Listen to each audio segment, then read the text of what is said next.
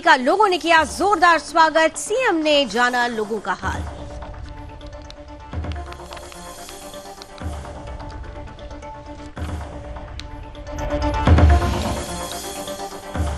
किच्चा में चीनी उद्योग मंत्री सौरभ बहुगुणा ने चीनी मिल के पेराई सत्र का उद्घाटन कर किया शुभारंभ। पेराई सत्र शुरू होने से गन्ना किसानों को मिलेगा लाभ।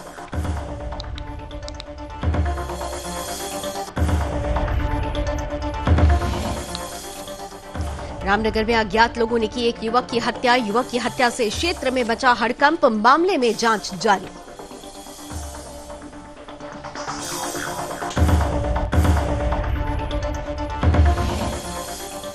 मदमहेश्वर के उत्सव डोली आचार्यों के वेद ऋचाओं के साथ ओमकारेश्वर मंदिर हुई विराजमान। ओमकारेश्वर मंदिर में भक्तों का उमड़ा जन सैलाब।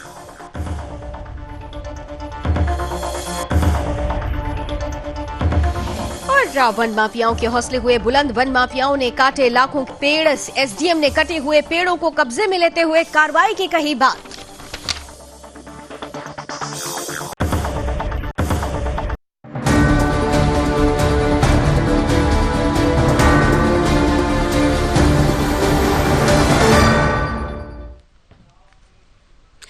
नमस्कार, अपना उत्तराखंड देख रहे हैं आप। आपके साथ मैं हूं लावनी विनीत। आइए उत्तराखंड की खबरों में सबसे पहले बात करते हैं लैंसडाउन विधानसभा की, जहां पर मुख्यमंत्री पुष्कर सिंह धामी पहुंचे हुए थे। जहां लैंसडाउन विधानसभा के जहरी खाल ब्लॉक में राजकीय महाविद्यालय जहरी खाल के स्वर्ण जयंती समारोह में बतौर मुख्य अतिथि के रूप में सीएम धामी सहभागिता करने पहुंचे हुए थे, जहां लोगों ने सीएम धामी का जोरदार स्वागत किया। इस दौरान सीएम धामी ने लोगों को संबोधित भी किया।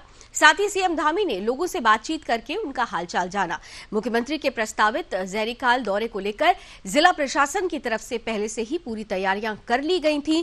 वहीं रविवार को लैंसडाउन के विधायक दिलीप रावत और डीएम पौड़ी डॉक्टर आशीष चौहान ने कार्यक्रम स्थल का भी निरीक्षण किया। वहीं सीएम धामी को देखकर जनता काफी उत्साहित नजर आई और इस बीच लैंसडाउन विधायक महंत दिलीप और यमकेश्वर विधायक रेणु बिष्ट साथ ही कई गणमान्य लोग भी मौजूद रहे।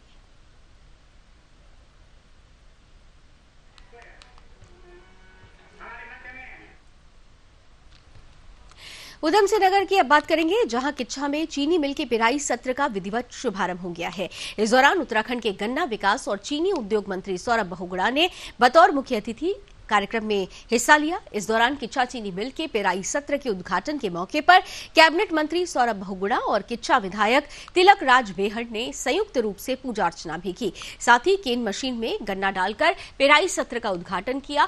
आयोजित कार्यक्रम के दौरान सबसे पहले गन्ना लेकर आने वाले बैलगाड़ी और ट्रैक्टर ट्रॉली वाले 2 किसानों को कैबिनेट मंत्री बहुगुणा ने सम्मानित किया।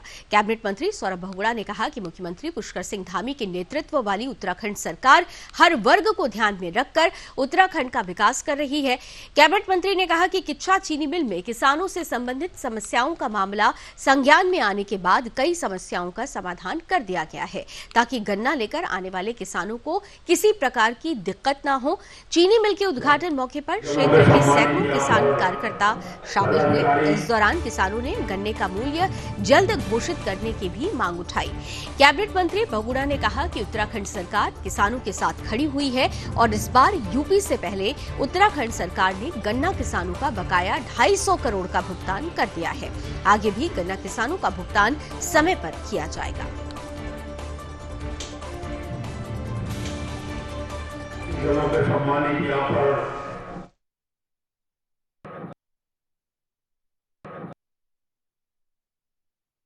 इसका किसानों को लाभ मिलेगा और कुछ चीज़ें ऐसी हैं जो माननीय मंत्री जी से बात करनी है कि जो किसानों को जो सोसाइटियों में पैसा लिया जाता है उसकी समीक्षा होनी चाहिए, क्योंकि मेरी जानकारी में आया है कि सोसाइटी ने कहा है कि जिन्होंने गन्ना 2-3 साल नहीं बोया उनसे 2 रुपये क्विंटल का दंड लिया जाएगा। तो ये गलत है, इसको रोकना पड़ेगा। क्योंकि अगर कोई किसान धान को पसंद कर रहा है, कभी वो गन्ने को पसंद कर रहा है, कभी वो गेहूँ को पसंद कर रहा है, तो अलग अलग उसकी चॉइस है।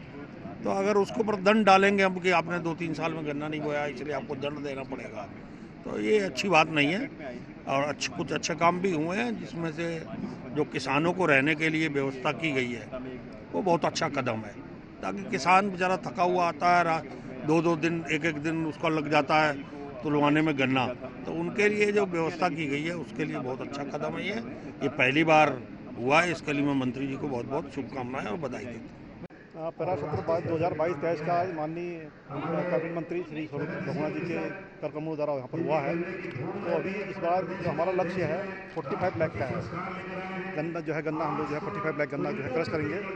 अब विगत वर्ष हमने 39,17,000 गन्ना क्रश किया था। बधाई देता हूँ, शुभकामनाएं देता हूँ। सरकार ने आज किच्छा चीनी मिल का पेराई सत्र शुरू किया है। कल मैंने बाजपुर का किया था, उसके पहले सितारगंज का किया था, फिर नादेही का किया था और सारी मिलें हमारी इस बार बहुत अच्छी तरीके से रिपेयर हुई हैं। उनका ट्रायल रन हुआ है। मुझे पूर्ण तरीके से उम्मीद है कि जो समस्याएं पिछले पेराई सत्र में चीनी मिलों को हुई थी, जिसकी वजह से किसानों को बहुत बड़ी समस्या आई थी ब्रेकडाउन को लेके, उस पर हमने पुरजोर देके इस बार ध्यान दिया है और मुझे पूरी उम्मीद है कि इस पेराई सत्र हमारे ब्रेकडाउन कम होंगे, सुविधाएं मिलेंगी किसानों को। जब मैंने यहाँ पर मंत्री बनने के बाद पहली बार उधम सिंह नगर में आया था तो मैंने किसान सम्मेलन किया था और 5 घंटा उस सम्मेलन में बैठा था। मैंने सारी किसानों की समस्याएं सुनी थी। उसमें सबसे बड़ी समस्या जो आई थी वो ये थी कि हमारे ब्रेकडाउन्स बहुत ज़्यादा थे, तो हमने इस बार उस पर फोकस किया है। दूसरी सबसे बड़ी समस्या थी कि किसान कहते थे कि हमको सुविधा नहीं मिलती थी मिल के अंदर। हम सर्दी में गन्ना पेराई सत्र होता है, सर्दियों में लोग 4-4, 5-5 घंटा गेटों पर खड़े रहते हैं, विश्राम करने की जगह नहीं थी। तो आज आप जाके देखिए, चाहे वो बाजपुर चीनी मिल हो, चाहे वो नादेही हो, चाहे वो सितारगंज हो, चाहे वो किच्छा हो, चाहे वो डोईवाला हो, हर एक में हमने किसान भवन बना के तैयार किया है, जहाँ पे हमारे किसान भाई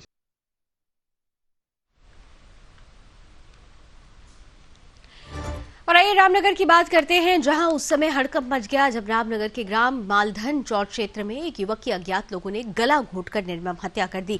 शनिवार की शाम मालधन पुलिस चौकी इंचार्ज भूपेंद्र मेहता को कुछ लोगों ने मालधन पुल के पास एक खेत में एक व्यक्ति का शव पड़े होने की सूचना दी थी। सूचना मिलने पर चौकी इंचार्ज मौके पर पहुंचे और उन्होंने शव को कब्जे में लेकर उसकी शिनाख्त की।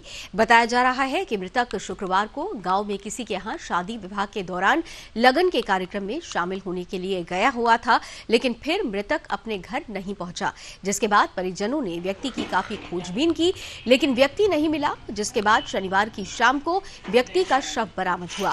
फिलहाल पुलिस ने मामला दर्ज कर शव को पोस्टमार्टम के लिए भेज दिया है और मामले में आगे की जांच जारी है।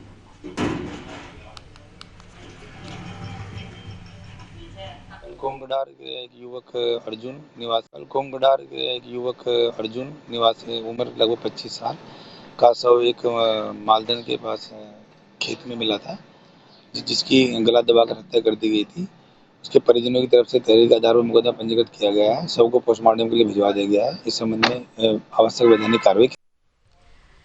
पंच केदारों की अब बात करेंगे। पंच केदारों में द्वितीय केदार के नाम से विख्यात भगवान मदमहेश्वर की चल विग्रह उत्सव डोली अपने शीतकालीन गद्दी स्थल ओमकारेश्वर मंदिर में पहुंच चुकी है और सैकड़ों श्रद्धालुओं की जयकारों और विद्वान आचार्यों के वेद ऋचाओं के साथ विराजमान भी हो गई है।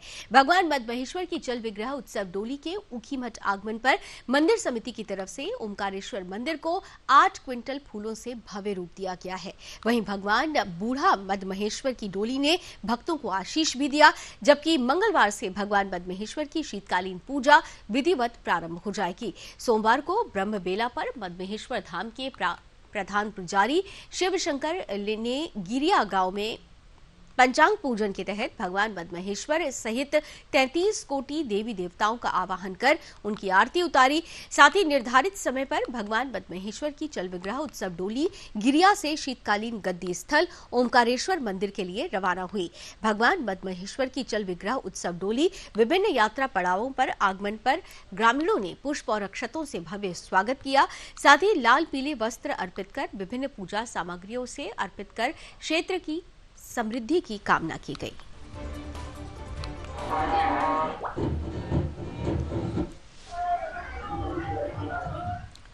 और ये बात खटीमा की कर लेते हैं। जनपद उधम सिंह नगर के खटीमा से बड़ी खबर सामने आ रही है, जहां खटीमा तहसील क्षेत्र के यूपी उत्तराखंड सीमा पर स्थित मजगमी गांव में नदी के किनारे लगे विभिन्न प्रजातियों के लोगों का लाखों के कीमती पेड़ों को बिना परमिशन के वन माफियाओं द्वारा काट दिया गया है, जिसके बाद स्थानीय लोगों ने मामले की सूचना खटीमा के एसडीएम रविंद्र बिष्ट को दी, जिसके बाद एसडीएम समेत राजस्व विभाग, पुलिस विभाग और वन विभाग की टीम ने मौके पर पहुंचकर निरीक्षण किया, जहां पर विभिन्न प्रजातियों की कीमती लाखों के लगभग 400 पेड़ कटे हुए पाए गए हैं। वहीं भारी मात्रा में कटे हुए गिल्टों को माफियाओं द्वारा ठिकाने भी लगा दिया गया था। वहीं इस मामले में खेत के मालिक की सूचना की उन्होंने सूचित किया और बिना परमिशन व बिना वैध दस्तावेजों के माफियाओं द्वारा सरकार को लाखों का चूना लगाया जा रहा है, इसकी जानकारी दी। वहीं बेखौफ और निडर वन माफिया पर्यावरण को भी नष्ट करने में लगे हुए हैं। मौके पर पहुंचे एसडीएम ने कटे हुए पेड़ों को कब्जे में लेकर लाखों के विभिन्न प्रजातियों के पेड़ों को काटने में शामिल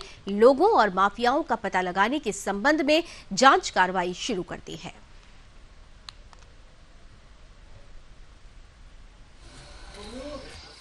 मिली थी कि यहाँ मजगी गाँव में किसी माफिया द्वारा यहाँ पर पेड़ों का कटान किया गया। अभी हम मौके में आए हैं, पटवारी जी हमारे आए हैं, हमारे कानून साहब भी आए हुए हैं और फॉरेस्ट डिपार्टमेंट्स के भी आए हुए हैं। तो इसकी हम नाप कर रहे हैं और यहाँ पर लगभग 250 से 300 के बीच शीशम के पेड़, गुलेर के पेड़ और अन्य प्रजातियों के महंगे जो पेड़ होते हैं उनका कटान कर दिया गया है किसी व्यक्ति द्वारा। इसकी हम जाँच करेंगे और फिलहाल हम इसको अपने कब्जे में ले रहे हैं क्योंकि ये नदी में दर्ज है, तो राजस्व विभाग की भूमि है, तो इसको हम कब्जे में लेकर आगे के अग्रिम। इधर देवभूमि उत्तराखंड में इन दिनों धर्मांतरण का गंदा खेल चल रहा है। उत्तराखंड में बड़े पैमाने पर धर्मांतरण कराने वाले गिरोह सक्रिय हैं, जो हिंदुओं का बड़े पैमाने पर धर्मांतरण करा रहे हैं। ताजा मामला देहरादून से सामने आया है। देहरादून के एक चर्च में 60 से ज्यादा हिंदुओं को धर्मांतरण कराकर हिंदू से क्रिश्चियन बना दिया गया है। पूरा मामला इस रिपोर्ट में देखिए।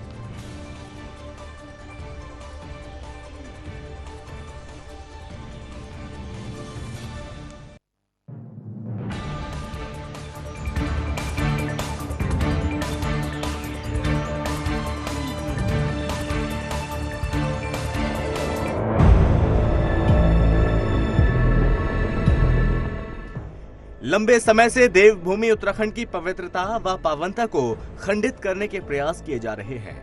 न सिर्फ इस्लामिक कट्टरपंथी बल्कि ईसाई मिशनरियां देवभूमि में अपनी नापाक गतिविधियों को अंजाम दे रही हैं। साजिशन धर्मांतरण कराया जा रहा है, जमीनों पर कब्जा हो रहा है, उत्तराखंड की डेमोग्राफी को बदलने की कोशिश हो रही है। उत्तराखंड की राजधानी देहरादून में भी देश के अन्य हिस्सों की तरह धर्मांतरण का खेल पर्दे के पीछे लगातार जारी है। देहरादून से इससे पहले धर्मांतरण के कई बड़े मामले सामने आए हैं।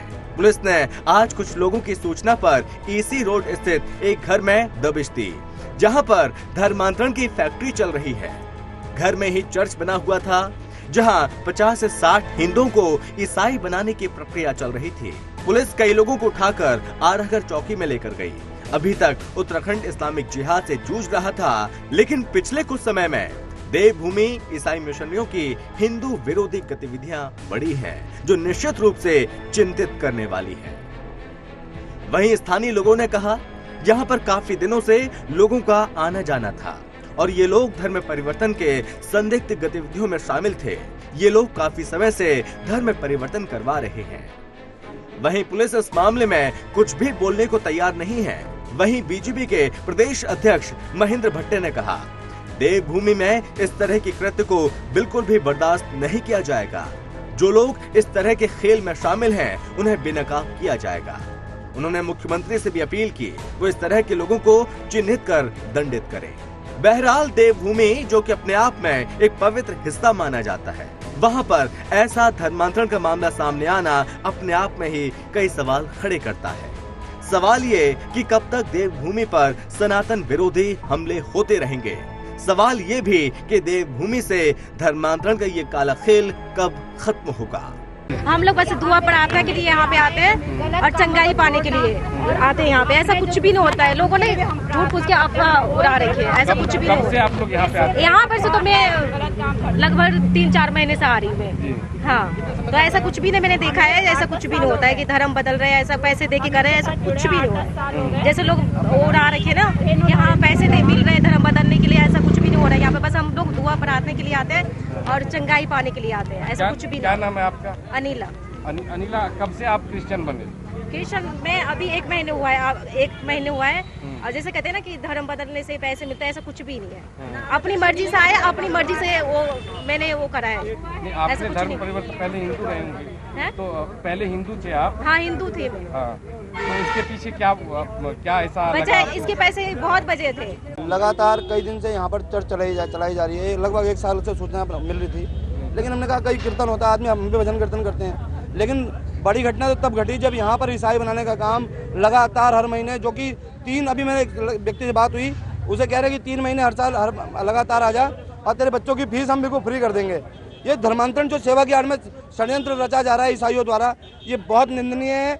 और यहाँ पर अभी माननीय मुख्यमंत्री द्वारा 10 साल की सजा का प्रोविजन किया गया, उससे भी न डर के उसको भी ताक पर रख करके यहाँ पर जो ईसाई बनाने का काम चल रहा है वो निंदनीय है। उसको हम कहते हैं इस देवभूमि में धर्मांतरण जैसी घटना को अंजाम नहीं देने देंगे, चाहे उसके लिए हमें कुछ भी करना पड़े। देखिए, जब ये घटनाएं होती है तभी सरकार को कानून लाने पड़ते हैं। और मैं मुख्यमंत्री धामी जी का हृदय से आभार व्यक्त करता हूँ। उत्तराखंड देवभूमि है, देवभूमि इसकी बहुत आवश्यकता थी, क्योंकि टारगेटेड हो जाते हैं कि जबरन धर्मांतरण ये अभिशाप है, और खास तौर पर देवभूमि के लिए इसको कड़ाई से लागू करना ये हम सबका कर्तव्य भी है। और मुख्यमंत्री जी का मैं इसलिए भी आभार व्यक्त करता हूँ कि आखिरी कड़ा कानून उत्तर प्रदेश से भी कठोर कानून यहाँ लागू होगा, तो इस प्रकार के जो हथकंडे लोग अपनाते हैं उन पर अंकुश लगेगा। News desk, Sudarshan news. तो धर्मांतरण को रोकने के लिए सरकार की तरफ से कड़े सख्त कानून का प्रावधान तो कर दिया गया है, लेकिन चुनौती बड़ी है कि कानून का इम्प्लीमेंटेशन सही तरीके से हो, कठोर तरीके से हो, सख्ती के साथ हो, तभी धर्मांतरण का ये गंदा खेल रुक पाएगा। बहरहाल आगे बढ़ते हैं और उत्तराखंड के लालकुआ से अब अगली खबर ले रहे हैं, जहां से हैरान करने वाला मामला सामने आया है। दरअसल थाना क्षेत्र के बिंदु खत्ता में एक व्यक्ति को एक सूदखोर से कर्ज लेना इतना महंगा पड़ गया कि सूदखोर ने उसे अपनी जान तक देने पर मजबूर कर दिया। अब ऐसे में पीड़ित ने सूदखोर से परेशान होकर जहरीला पदार्थ खा लिया, जिसे गंभीर हालत में हल्द्वानी के निजी अस्पताल में भर्ती कराया गया है, जहां उसका इलाज चल रहा है। पीड़ित के पास से नोटबुक भी मिली है, जिसमें उसने पूरी सच्चाई बताई है। वहीं इस मामले में पीड़ित की पत्नी ने थाने में शिकायत देकर न्याय की गुहार लगाई। वहीं पुलिस क्षेत्राधिकारी अभिनव चौधरी का कहना है कि पुलिस को बिंदु खत्ता निवासी दीपा रावत से कुछ लोगों के खिलाफ शिकायत दी गई थी। मामला पैसे के लेन देन का बताया जा रहा है। पूरे मामले की जांच के आदेश दे दिए गए हैं। जांच में जो भी बात सामने आएगी उसके आधार पर कार्रवाई की जाएगी। मामले में आगे की जांच जारी है।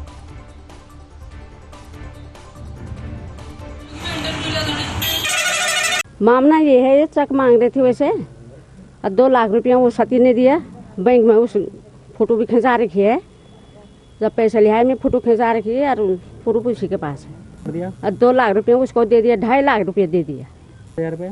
हाँ, ब्याज दिया है। आप क्या कह रहे हैं? वो हाँ, वो कह रहे हैं दी मेरे को दिया नहीं पैसा।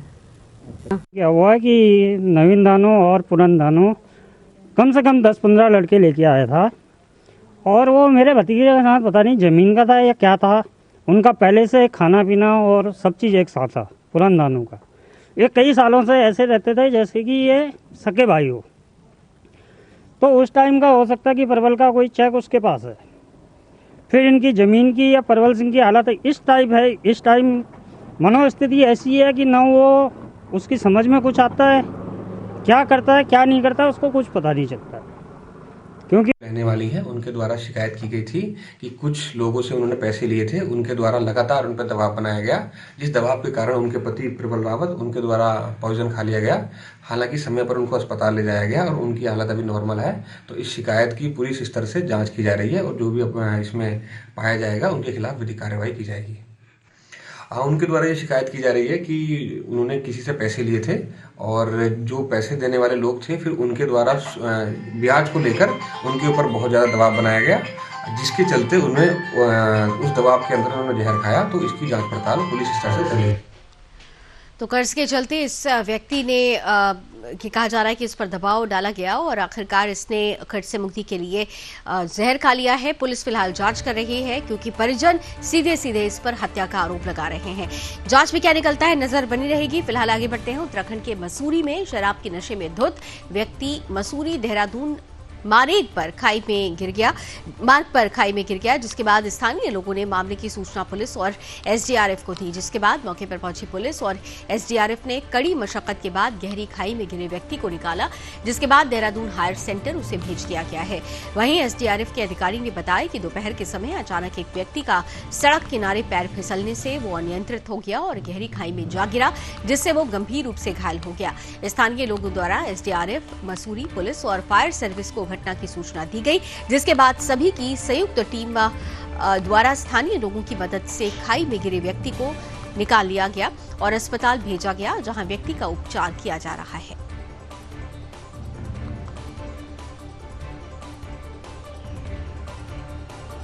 तो आप देख सकते हैं कि एक व्यक्ति नशे की हालत में गहरी खाई में जा गिरा और इसके बाद रेस्क्यू टीम वहां पहुंचती है। इसे निकालने का प्रयास शुरू होता है। व्यक्ति को बाहर तो निकाल लिया गया है, लेकिन व्यक्ति गहरी खाई में गिरने की वजह से काफी गंभीर रूप से चोटिल हुआ है। हायर अथॉरिटीज की तरफ से ये कहा जा रहा है कि व्यक्ति की हालत अभी स्थिर नहीं है, उसे इलाज के लिए अस्पताल में फिलहाल भर्ती करा दिया गया है।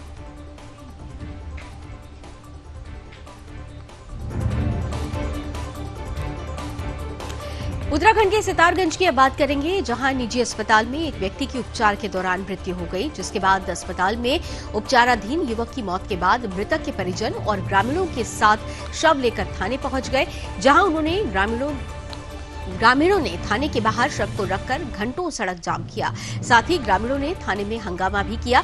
दरअसल हल्द्वानी के रहने वाले युवक की बाइक असंतुलित होकर किसी व्यक्ति से टकरा गई, जिसके बाद कुछ लोगों ने बाइक सवार व्यक्ति के साथ मारपीट की, जिससे वो बुरी तरह से घायल हो गया। जिस व्यक्ति को अस्पताल में भर्ती कराया गया, जहां इलाज के दौरान उसने दम तोड़ दिया, जिसके बाद अस्पताल प्रशासन के खिलाफ ग्रामीणों ने थाने में प्रदर्शन कर अस्पताल के खिलाफ कार्रवाई की मांग की। फिलहाल पुलिस ने मामला दर्ज कर लिया है और जांच शुरू कर दी है।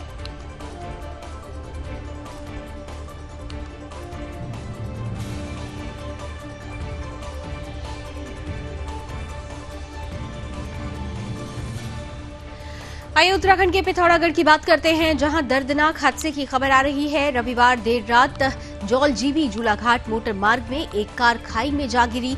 हादसे में कार में सवार दोनों लोगों की मौके पर ही मौत हो गई। जानकारी के अनुसार रविवार रात दो लोग कार से जौलजीबी मेले से लौटकर अपने घर जा रहे थे, तभी अचानक उनकी कार अनियंत्रित होकर गहरी खाई में जा गिरी। अंधेरा अधिक होने के कारण हादसे का पता सुबह चला। वहीं हादसे में कार सवार दोनों व्यक्तियों की मौत हो गई, जिसके बाद स्थानीय लोगों ने मामले की सूचना पुलिस को दी। मौके पर पहुंची पुलिस ने मामले को दर्ज कर दोनों शव को खाई से बाहर निकाला। साथ ही शव को पोस्टमार्टम के लिए अस्पताल भेज दिया गया है। मामले में आगे की जांच जारी है।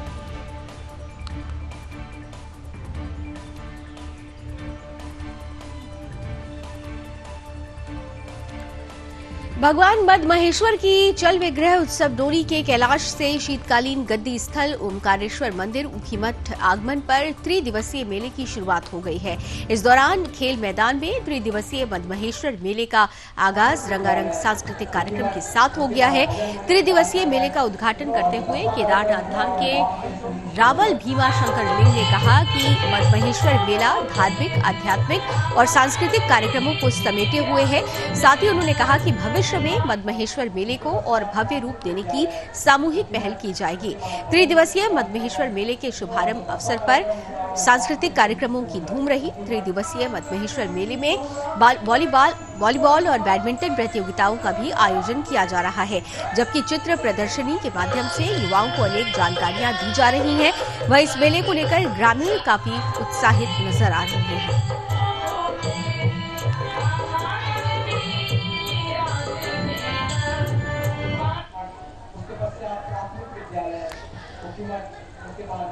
तो भगवान मद महेश्वर की चल विग्रह डोली अब शीतकालीन गद्दी स्थल ओमकारेश्वर पहुंच चुकी है और जैसा कि पहले ही प्रस्तावित था कि ओमकारेश्वर पहुंचने पर त्रिदिवसीय मेले का आयोजन किया जाएगा। इस त्रिदिवसीय मेले को लेकर पहले से ही पूरी तैयारियां कर ली गई थी। मेला प्रारंभ हो चुका है, जिसमें पहले दिन सांस्कृतिक कार्यक्रमों की धूम देखने को मिली और इस कार्यक्रम के आयोजकों का कहना है कि प्रतिवर्ष होने वाले इस त्रिदिवसीय मेले को आगे आने वाले समय में और भव्य रूप देने की रूपरेखा इस बार तैयार की जाएगी।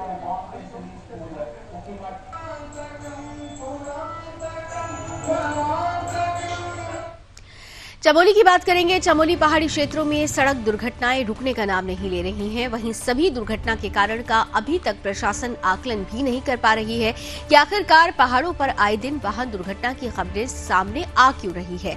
दुर्घटना किस कारण होती है, ये प्रशासन को इस पर ध्यान देने की जरूरत है। अधिकांश पहाड़ी क्षेत्रों में सड़कों के किनारे सेफ्टी लाइन न होने के कारण दुर्घटना का बड़ा रूप सामने आता है और सेफ्टी लाइन न होना इसकी मुख्य वजह मानी जा रही है। इसी कड़ी में चमोली से सड़क दुर्घटना का मामला सामने आया। गोपेश्वर पोखरी सड़क पर देवखाल के पास कार दुर्घटनाग्रस्त हो गई। दुर्घटना में कार में सवार 2 लोगों की मौके पर मौत हो गई। घटना की सूचना मिलने पर एसडीआरएफ की टीम ने स्थानीय ग्रामीणों के साथ मिलकर मृतकों के शवों को रेस्क्यू कर राजस्व पुलिस को सौंप दिया। फिलहाल मामले में आगे की जांच जारी है।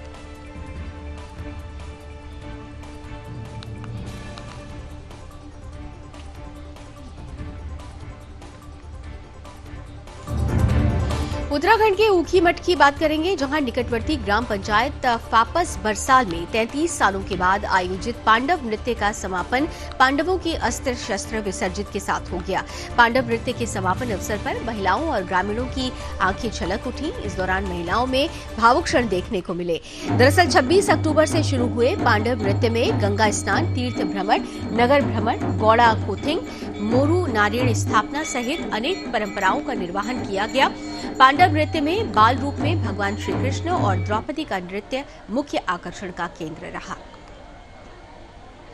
आपको बता दें कि ऐसी मान्यता है कि पांडवों ने इस इलाके से ही स्वर्ग जाने का रास्ता तय किया था और तभी से ही पारंपरिक रूप से ये मान्यता चली आ रही है कि पांडव नृत्य के माध्यम से उन्हें याद किया जाता है, उस प्रसंग को याद किया जाता है। इस बार भी पांडव नृत्य का धूमधाम से आयोजन किया गया और अंततः पांडव नृत्य का समापन हुआ, लेकिन इस दौरान महिलाएं काफी भावुक नजर आईं।